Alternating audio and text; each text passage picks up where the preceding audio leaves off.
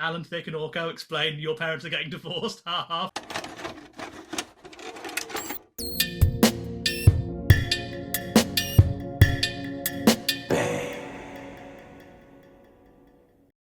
Hey there, Toonami faithful, and welcome back aboard Toonami Absolution, where we talk about the shows that made us us and the shows that made you you. Once again, we are your hosts. My name is Alyx. I'm Sam. And I'm John, He-Man, Masters of the Universe, The Beginning, or He-Man, the premiere movie.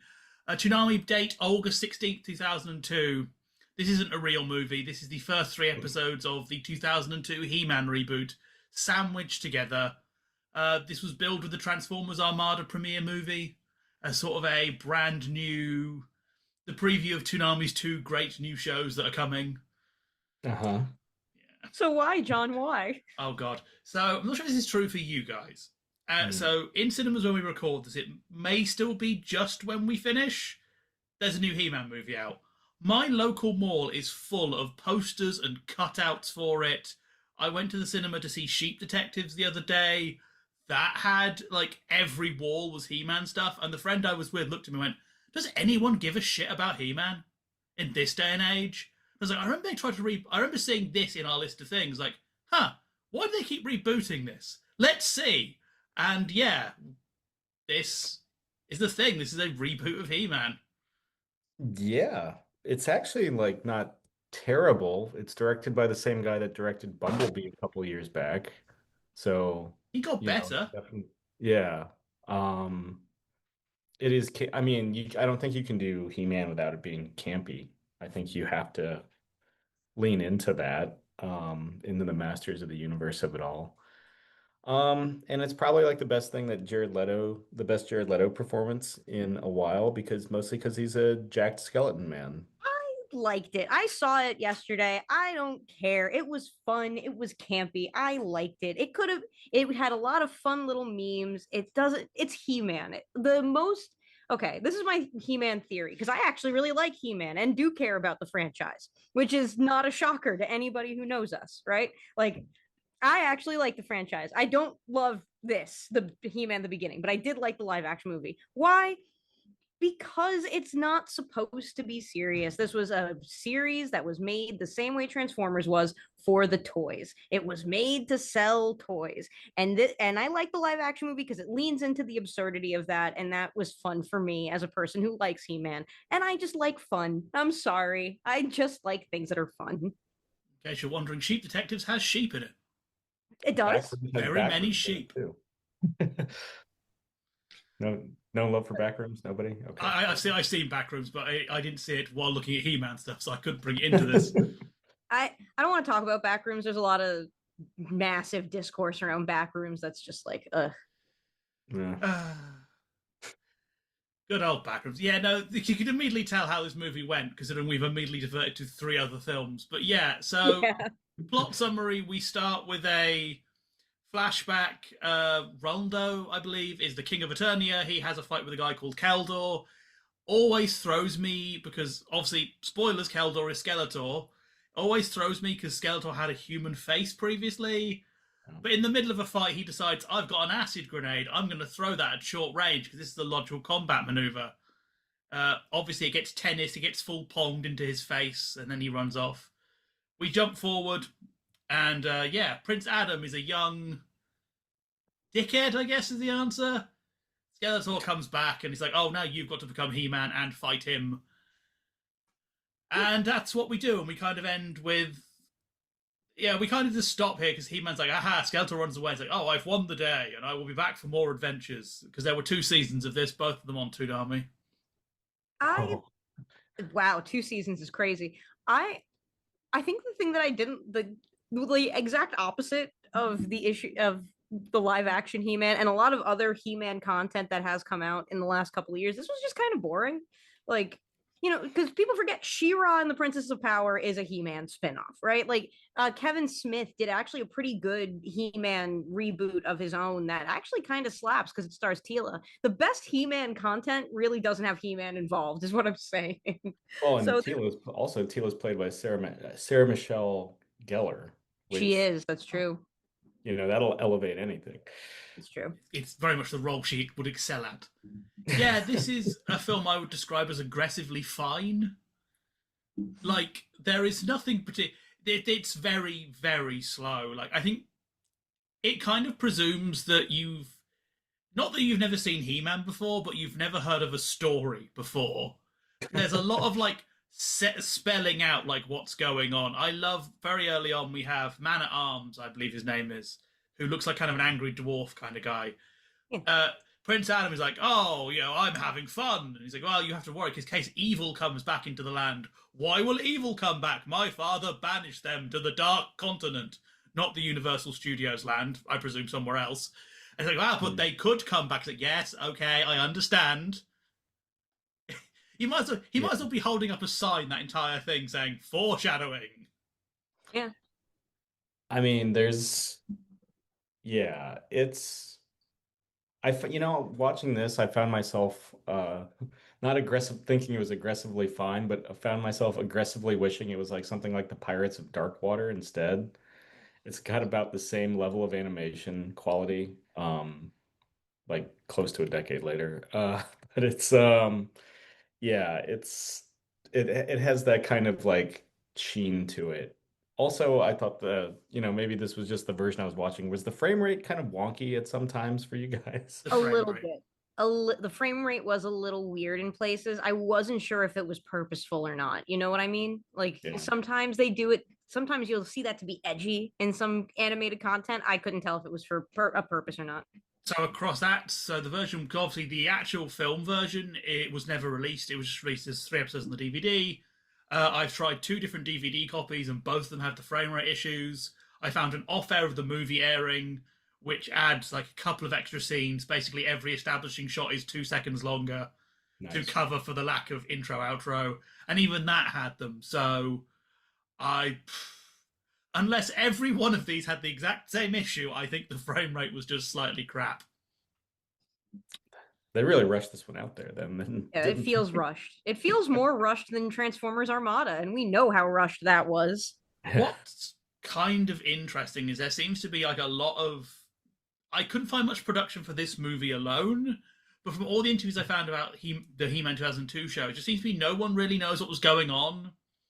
Like, the director talks out like a lot of plot points from later on that were brought up and then dropped that were never done.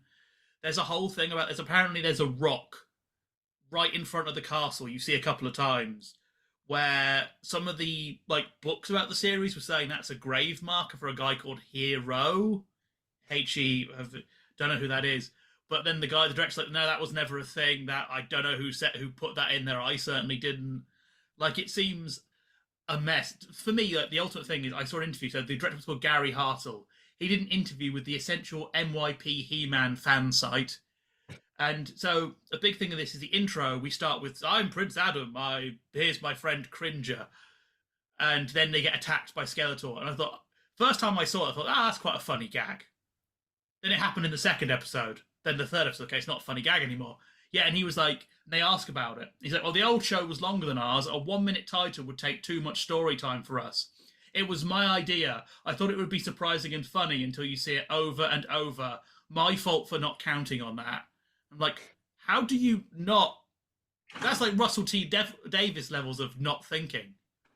Like, sure, why do you never think, oh, I should not have the same joke in my intro every week because it's the intro? Like, even Beast Wars wasn't this flippant with the format. No, at least Beast Wars, I got, a room full of dudes chanting Beast Wars over like CGI, like close-ups of Autobots losing their shit. It was all the writers in the writers' room just yelling into the microphone. Beast Wars. That's how they start every writing meeting. Beast Wars, Beast Wars. Yeah, they all just chant like they're at a Yankee game. Yeah. Talking of Beast Wars, we do have some old friends here. Gary Chalk, Optimus Primal, is playing Man at Arms and Whiplash. You can tell because he's using the exact same voice. He's his Optimus Primal. And Scott McNeil is playing everybody else. Yeah, he is. For the season, he's listed as Beastman, Clawful, Merman, Ramman, and Stratos. And Clawful is Waspinator's voice. Do you think that Scott McNeil and Chris Sabat have like a running like bet contest. going to see who is going to voice the most characters in one show. I'll tell you off mic. I actually had a run-in with somebody while I was in Los Angeles.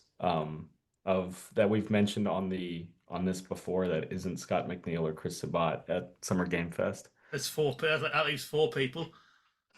Yeah, It's at yeah. least 4 people. I'll tell you guys afterwards. Yeah. Unless we're floundering here, in which case I'll just say fuck it and throw it in. I don't want to edit it out. That's work for me, and this does not deserve work in editing. No, we just need to like bleep you out and put another voice on top of it, being like, and he saw President Obama, like something like that, you know. Kim Jong-il is lovely. If I ever met President Obama, I would get him on the record to somehow say, "You mean the Chaos Emeralds?" That's good. He must have been asked that more times than you'd think. I love how much we don't want to talk about this. That we're talking about literally anything else. I do have an on-topic point. I'm not sure if this is a thing later, but many months ago I found an interview with Scott McNeil from Canadian television where he went through all of his characters in different voices. And in that, his Clawful voice is very different to Waspinator. So I now need to work out if he changed it for the rest of the season, or in that moment he realised, oh god, these two sound exactly the same. Let's do Clawful slightly different so I'm not doing the same voice twice in succession. Because in this, Clawful is just Waspinator, to the point he's even like doing the buzzing effectively. It was going to subject yourself to more of this to confirm your theory. all I'm going to say is that list is finite. I've expanded it as much as I can by including Toonami UK, but there will be a time where our choice is cyanide pills or this. I mean, we could just watch Perfect Blue again. I just kind of YOLO'd and threw that in there. Okay, I like that you're immediately noping out on my cyanide pills idea. No, the cyanide pills idea is firmly on the table. I think we all need to be okay with that right now. That's what I'll start calling my cyanide pill, Perfect Blue. Hey, yo, I'm going to take that Perfect Blue. That does sound. That's actually good. I like that. It's kind of, again, we continue to not want to talk about this. I mean, the thing that kind of catches me about this is just how, even the combat sequences are boring. The combat sequences are weird because you'd think, like, Man at Arms, we got the, what's his name, Long Neck Dude. They're all like. Telenet? But they're all robots, right? They've all got like robot parts. They're like cybernetic, yeah. They're like cybernetic. As we've learned during Batman, if it's a robot, you can do whatever you want to it. Sure. So why during combat are these guys not? Because half the combat sequence is people standing opposite each other, throwing their swords around. They'll do a sword clash and then push off. There's very little impact. Like, well, if you've got all these robot guys, you can blow his arm off perfect. You can just put a new one on. I think it's more, one, there's like, you have to keep continuity in mind when you're animating. Two, it's so much cheaper to make glorified GIFs of combatants. Yeah, but surely if you're making a He-Man series, your first thought is, that's probably where we should put the budget. Yeah. Maybe give Scott McNeil another 2 roles. We have to hire one more voice actor and then actually have some movement in our combat. just knock that out of the budget. But it is interesting how boring the fight choreography actually is, especially because in this time period of the early 2000s, there was a lot of stuff that had pretty good fight choreography in it for cartoons. Yeah. I think the best fight in this 3-episode run that we've done was the King's fight against Keldor in the beginning. And even then, like, I can make a shield appear out of nowhere. It's like, the first 3 minutes, they only get away with that because they've given Skeletor's sword a long hilt so he can sword grab, which you can tell you how bored I was because Skeletor does that move a lot where he blocks with hilts. I am a mark for that. I love hilt blocking. It's what I do if I ever get a sword in fencing. It's all I do because I find it really fun. Even that couldn't make me interested in this. It's just like, yeah, we have all these weird characters. Like, I think the ultimate thing is we get Evelyn, who I love her design. She looks like she should be fighting a Power Ranger. Yeah. But they basically decide that all she's going to do is she's going to summon meteor showers, which don't really do anything. And then she gets the, like, just big ball of energy push out, the, what do they call it in Sparking Zero? Oh. But the generic aura push away everyone in every low-level Sparking Zero character gets, because we couldn't think of a second buff for them. It's like, oh, cool, so I can do anything with magic. You can do anything cool? No. So it's like, Aerith. Pretty much, except she has like skull hands on her boobs. I Yeah. mean, That's what it is. she is Skeletor's girlfriend? Question mark? Ampersand? Is Evil Lyn the weak link in the 2026 Masters of the Universe? Ooh, that's a good I don't think she's the weak link here. Well, in that movie. I think that the weak link ultimately is Skeletor all the time. Mm. Because Skeletor is doing the Skeletor thing where it's like it's like in the credits of the movie say villains monologue, heroes dialogue. Yeah. But I think that Skeletor gets caught monologuing. That's the real issue that happens to Skeletor is he gets caught monologuing. Yeah. I mean, this is one of the weaker Skeletors, I think, in this animated series that we're covering. Mark 'Cause Hamill Skeletor is great in in the Revelation, yeah, he's great. Yeah. that's Mark Hamill. Yeah. It's I fantastic. have to watch it now then. Yeah. Oh, His it's vo- actually really good. his voice in this kind of threw me because it's not like the really high pitched He-Man thing I'm used to from like memes and Family Guy, but it's Yeah. also not like threatening. There's like it's weird way. It's not over the top enough to be funny. There's a few lines where he just sounds like a dude. Yeah. It's like, oh, it's hello, I'm John S. Skeletor. I'm really mad because you're about to force me to give Jared Leto a compliment out loud, and that's making me very upset right now. Jared Leto's Skeletor actually manages to ride the line of funny and a little threatening quite well. Like, and I don't know if that I don't know what they did to Jared Leto. I don't know if they changed his meds. I don't know if they like put a shock collar on him, but I don't think it's hard for him to come off as threatening. but I know he's a threatening dude, but the fact that it was actually like funny and a relatively good performance, like that's the part that kind of shocks me. Sorry, all 5 fans of 30 Seconds to Mars out there. Your Have they boy canceled is that tour yet? Because they need to. well, you know about his cult, right? Oh, I Yeah. know about his cult, but that's not enough to justify an entire nationwide tour. No, he's trying to get people for the Jared Leto cult. Yeah. I remember once I brought a 30 Seconds to Mars album because I got them confused with the Mars Volta. Oh, yeah, that's a I put bummer. that album on. Remember how they have like it's the most weird thing, and again, yes, we're avoiding He-Man. Sorry, He-Man. The Sorry, man. Bye, man. remember the end of Dragon Age Origins, the end credits song is a 30 Seconds to Mars song. Like, It's a 30 Seconds to Mars song. I had to like, repress that. why? Because he was everywhere at the time. For some reason, Jared Leto had like a big moment in like 2008. I don't Yeah, really know God, why. Because he was like Jack White without the dignity. it's like So he, one of the best BioWare scores ever. And they're like, you know what this needs now that you've saved Ferelden and beaten the Blight, you need to hear 30 Seconds to Mars. as I'm punishment. I'm about to ask a question, genuinely. I don't understand why Jared Leto is famous. And I feel like it's just that he's put himself out there enough to be famous in the same way that like a Kardashian is famous, but like I don't think his sex tape has come out. So I'm genuinely curious why he is famous. Did we care about My So-Called Life that much in the 90s? I'm trying to remember. I don't even know what that is. Okay. It was like a Party of Five-esque show. Not my I'm gonna, vibe. I'm going to Yeah. presume the answer is for everybody good management. Yeah. Probably. The old nudge unit doing their work. Everybody forgets imagine- that he won an Academy Award for Dallas Buyers Club. I mean, he's got to have him. He's got to have the best manager in Hollywood, like straight up, like because Well, manager that has like all the dirt on everybody else, like you're gonna cast my client, or like we're gonna like annihilate you. his manager is just Cosmo Kiryu. Black magic. Talking of people who should fall off cliffs. Hmm. Sorry, so as far as I'm bringing back to He-Man, goddammit, because there's another piece of this that really bugged me. So the king exists. Skeletor kidnaps him. He's like, "Where's the elders? Because I want the elders." He's like, "I don't actually know, man. Leave me alone."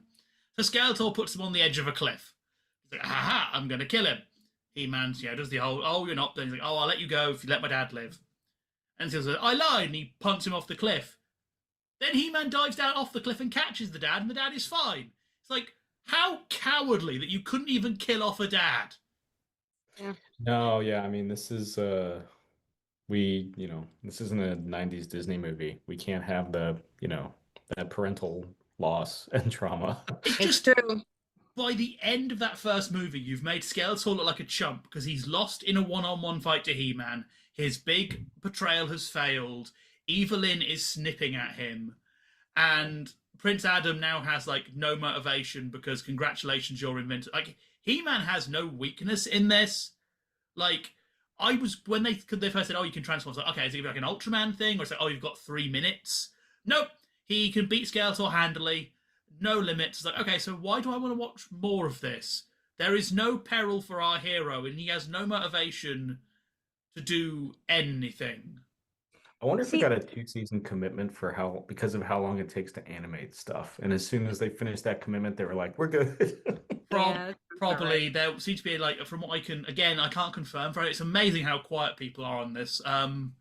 There seemed to be the toys weren't selling well, and by the end they weren't putting out new toys of the characters. It was just He-Man and Skeletor variants. You can find these cheap toys dirt cheap now because no one wants them. So it just felt like it was made to sell toys, but the toys just weren't selling. Yeah. See, that is what I like about, Kevin Smith doing He-Man Revelations. The reason why I like that so much is, again, number one, He-Man is like barely in it. He shows up like right at the end. Because He-Man in a lot of in some Batman media, the hero is the least interesting part of the franchise. And the other thing that he does quite well is that he actually does raise the stakes by getting rid of the power that makes He-Man He-Man. And that is what puts everything in Teela's hands and makes it very interesting. This is just kind of, I feel like they needed to in 2002 take the same risks that Kevin Smith was going to take over a decade later. Yeah, that because like even Man at Arms, who is Teela's dad in this, I'm not sure how that works. I'm not He's sure where. always her dad. Oh, is he? Do we He's ever meet always her? Do we meet her mother at any point? Is her mother woman at legs? it's so actually I have an answer to this, which is kind of like the scary thing is that I do have an answer to this Oh question. dear. Yeah, go for it. It's actually implied pretty heavily in several pieces of He-Man media that the sorceress is her mom. That's Bird Lady, right? That's Bird Lady. So Ah, fair. it's a woman with bird. I mean, I did like Sorceress. Again, one of my most noted points in this, and when I was watching this, is when Bird Lady was like, "I will stay to protect the castle." I'm like, "Oh god damn it!" Like Bird Lady has this cool Egyptian thing going on. I want to see her fight, but no, she's a woman, so she sits over here in the woman corner. She is Um, also bound to Castle Grayskull. From what I recall, like she can't achieve her like human form outside of Castle Grayskull. She has to be a bird whenever she leaves. That yeah, but you could have right out. You could give her like she's like Dracula. Just give her a single brick. Or do the Elden Ring thing and strap like blades to her feet. do hmm. do anything to get that woman out of the house because I think she would be good out of the house. Yeah, but like even we have a man at arms gets eaten by a giant fish, and then he drops a grenade in its stomach, so it burps him out. And it's like, oh, we're not even killing Teela's dad. It's like, okay, so no one has motivation in this, and it's.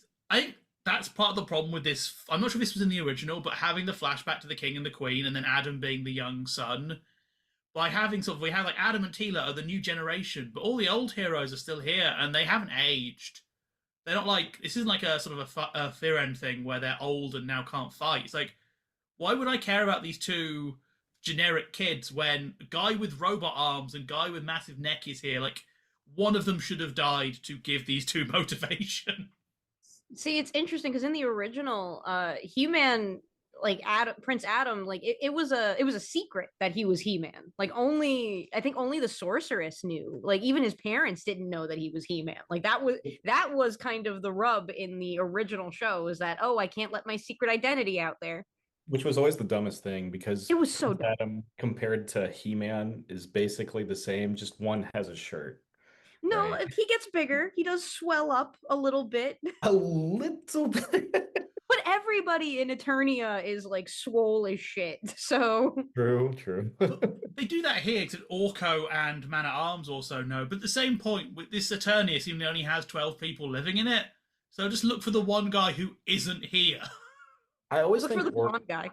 I always think Orko is a Final Fantasy character, even I though al- it's Final Fantasy. I always think Orko is a Thundercats character. Like I always Oh. forget this. I always think he's from Thundercats. No, Orko. that's Snarf. That's That's Snarf, who I try to forget exists all the Orko- time because Snarf is way worse than Orko. Orko is does my some good shit in Revelations. Just throwing it out there, Orko gets probably the best plot line in Revelations. Orko. Yeah, they oddly develop Orko. They made Orko a very compelling character in Masters of the Universe Revelations. John, you have to watch it. It's really good. It's All on available my, on Netflix. it's one of those things that came out, and I was like, oh, a He-Man reboot. It's like, okay, I don't give a shit. Again, He-Man was not something I ever saw as a kid. It's weird because it's not necessarily a reboot, right? No, it's not. Oh, It's see, actually like a I continuation. billed it as a reboot. So I was like, okay, I don't care. I care. I thought it'd be this. Not in a weird way, like the Revelations like kind of positions itself as the bad ending of the original series. Yeah. Like everything ended badly in the original series, and now they're trying to correct what went wrong. And that's actually really interesting. I think that's an interesting way to do it. Post-apocalyptic He-Man. The It hero is of time 100% is post-apocalyptic He-Man. Oh, Yeah. that is a more interesting picture than I've heard anything else about it. I will say Orko is my favorite He-Man character because he's in one of the greatest VHS tapes ever created, which is Orko and Alan Thicke Explain Divorce. Oh yes, I remember that. Yeah. If you haven't seen it, yeah, it is a tape for children where Alan Thicke and Orko explain your parents are getting divorced. Ha ha, fuck you. Alan Thicke would know. I kind of at some point want to do that whole thing because it's so funny because you can clearly tell because all the Orko footage is like reused. Yeah. And you can clearly tell Alan Thicke doesn't quite. Alan Thicke's really good at the divorce bit. I mean, he was a celebrity, Obviously. of course he is. But Yeah. whenever he has to like interact with Orko, there's this like slight bit of resentment. Like, I went to school for this. Like, oh yes, Orko. Oh, what the fuck? For some reason, I have like a unbridled like feud or hatred, unrequited, of course, with the Thicke family, Alan and Robin and all of them. Oh yeah, we do need to say for our younger audience really quick, Alan Thicke is the dad of the Blurred Lines guy. Just so that you all know, really quick. Just quick He's context for anybody responsible for the under 30. existence of. Yeah, he's the reason why this one exists. You know that scene with Miley Cyrus grinding on a 40-year-old man? That's why that happened because of As the Alan. Thickster. There was. Let me tell you how petty. You can edit this. I don't give a shit. You can keep it in. I'm not editing this. He used to have his own reality show called Unusually Thick, and when he died, I was like, unusually dead. Why did this rivalry with Alan Thicke come about, even though you were still alive? It's not just Alan. But what did the whole family do to you? I mean, exist for starters. Fair. You know, in a way, I think you have a little Italian in you because that is a very Italian thing to say. I say as an Italian. Well, speaking to my Korean half, I think there's. I like that we spent more time about my feud with the Thicks than we did about this fucking show. We did. I mean, the Korean side, there's the entire concept of Han's like righteous fury. And now my righteous fury is just directed towards the Thicks. That's fair. That's really fair. There was a little part of me that was kind of hoping is like your parents got divorced and that was the tape they gave you, and it's now you have this. God, you now that's my blame Alan Thicke specifically. You've got it the wrong way around. You blame Alan Thicke for breaking your parents up. That is my villain origin story right there. That's your one bad day. We're not going to talk about this movie, I don't think. So let's get some final thoughts on the movie. So what movie? What movie were you talking about? But He-Man and Master of the Universe, the beginning. Also, He-Man and the Universe, the Master of the Universe, the end. The end. Usually dead, the He-Man, but the it's the thing that exists. It's not the most offensive thing we've watched. It's probably the most safe thing that we've watched outside of. No, I can't even say that about Hot Wheels because they went to other dimensions in Hot Wheels. Hot Wheels added aliens. Hot Wheels did have aliens. So I don't know. This is just if it's built as a too safe origin for, hey kids, it's been 20 years since He-Man premiered. Watch this. And it's like, no, don't go back 20 years ago. You'll find something better. Or go 15 years later and you'll find something even better. Yeah, this is one of those things. This is a painfully like it's technically fine in every respect, but it's fine. It feels like it was made to hit a deadline, and this may be one of the hardest things that we've had to get through. Like, say what you want about Tony Hawk, at least that made me feel something, even if it was great hatred. Yeah. And again, this is a He-Man reboot. It shouldn't be this hard to reboot a show that works on nonsense logic. Like, that's the thing. He-Man shouldn't be like. I've said a lot about Tony Hawk, but Tony Hawk, I can at least sit there and go, as a writer, being told, make a movie about this dude that isn't a biopic. It's like, well, he's a skateboarder. What do you do? This is like, here's this whiz-bang action show from the 80s with all these weird characters. You shouldn't make something boring. Like, they could have just had like a 20-minute fight between, like, He-Man and Skeletor should be body slamming each other and trying to take each other's heads off. But no. It isn't worth watching this at all. Maybe the rest of the series gets better. It can't get much worse unless it literally comes to your house and shits through your letterbox. I would say the ultimate testament of this to me is the fact that the Toonami promo for this keeps calling it Masters of the Universe. So even Toonami couldn't get the name of the movie right, and they did this on all three promos. So at no point did they bother to change it, which I think is just testament to how little anyone cared here. It's like, what's this film called? Master of the Universe or He-Man? Probably Master of the Universe. Oh, it's not. That's re-recording it. That's work. Fuck it. This is shit. Yeah, don't. New record for the worst $3 I've spent for this show. Like, you know me. I am usually the first bitch to be here, being like, no, it's fun, enjoy it, just enjoy the ride. This is just kind of boring, and the last thing He-Man should be is boring, in my opinion.